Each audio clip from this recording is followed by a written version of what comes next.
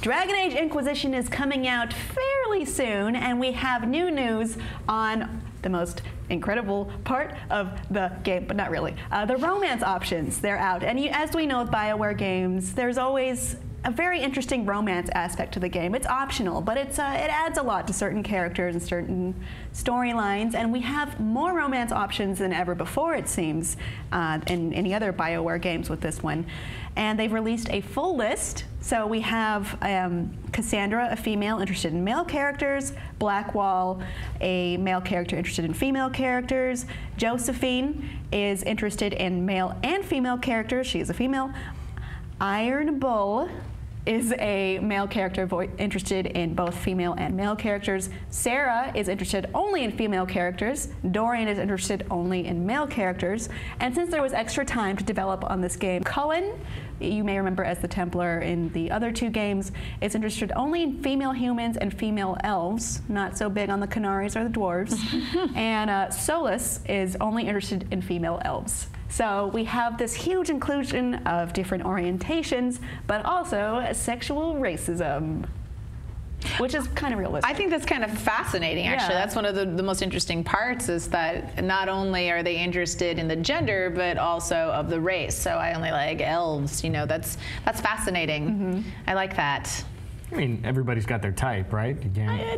I mean, it's not, I don't think, it's not really racism when I say that. It's more like, you know, preference. Well, they discuss on the main show a lot, like Anna loves Latino men, and it's nothing against other men, but that's who she's attracted to the most. So if she were in this game. Latino elves. Mm-hmm. I don't know. I don't know. Maybe humans for her. But it's interesting that they've expanded that so much. And then Bioware has said, well, you know, even if you don't pursue romantic storylines with any of the characters, there's still a very full depth of story to them anyway. And that's fine, because a lot of them you can only be friends with, including Varric, your buddy from Dragon Age 2, Vivienne, the enchanter from Orlais, Cole, a spirit and a dead guy, and Liliana, who was a love interest in Dragon Age Origins and has appeared since.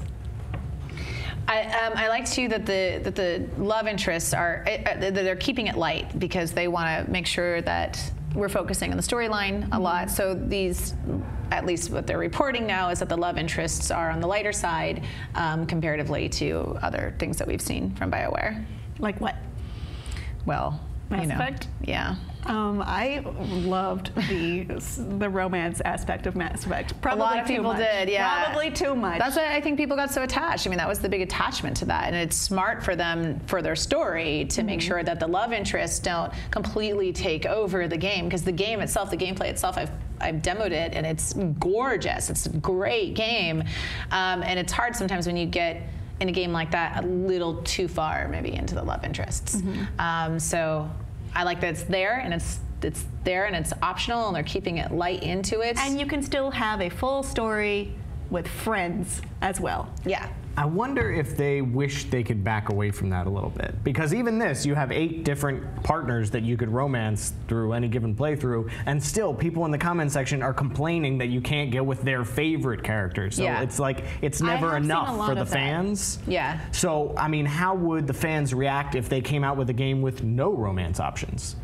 Have they limited themselves to romance simulator? It's really a big fantasy? part of the games at this point, because they've been so innovative and so thorough with these stories. And they've also done, this is a really good thing for the gaming community just in general, is that they've opened this up, these romances up and so it fits into the storyline. So, I mean, we're talking about gay relationships. You know, this is important to have this in gaming, and also to be talking about the racial aspects of it, to see. I mean, that's a lot of social commentary in that, to see how people react to not being able to hook up with somebody they would want to hook up with personally, but their avatar wants to hook up with somebody else. It's a lot different than forcing your Sims to have sex with each other.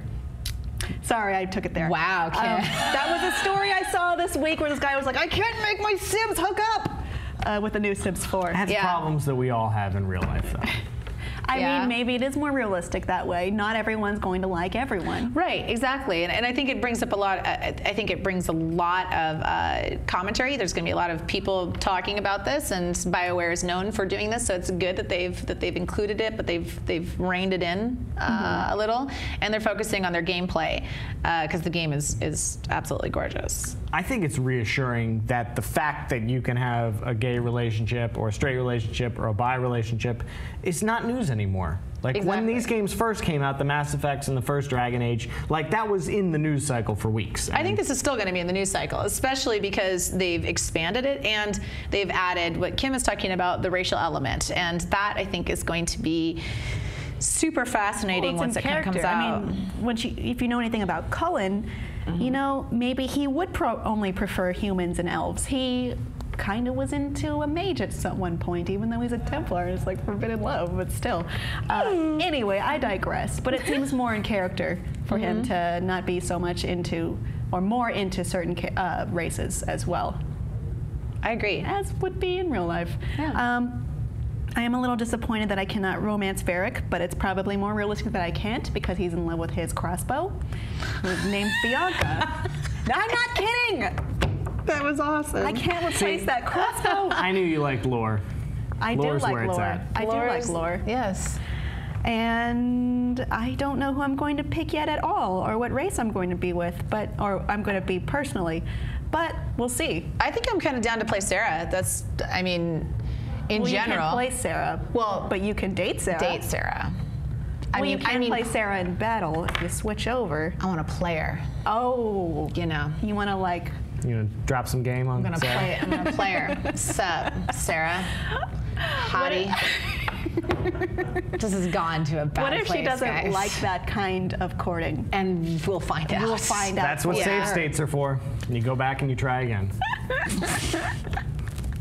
So this will be fun. I don't know. Maybe I'll deviate. Previously, I've mainly just stuck to humans and dwarves. Not dwarves, elves. No dwarves. Wow. You're just like This just what's in. No, I'm like Cullen. Speciest. Speciest. Okay, and the first one I chose Alistair. Human. Listen, we don't have to go through this. Yes, we do. No, you don't have to lay this out on the table. Kim's know what dating I like? history of BioWare. Listen, I'm the queen of Ferelden now, and you got to deal with it. Snap. All right, let's finish this up before it gets too weird. Too late. What do you think? What do you think about the Dragon Age Inquisition inclusion of more and more romance options and not even just playing on gender anymore? Let us know what you think below in the comments. Who are you gonna pick as well? And please be sure to subscribe.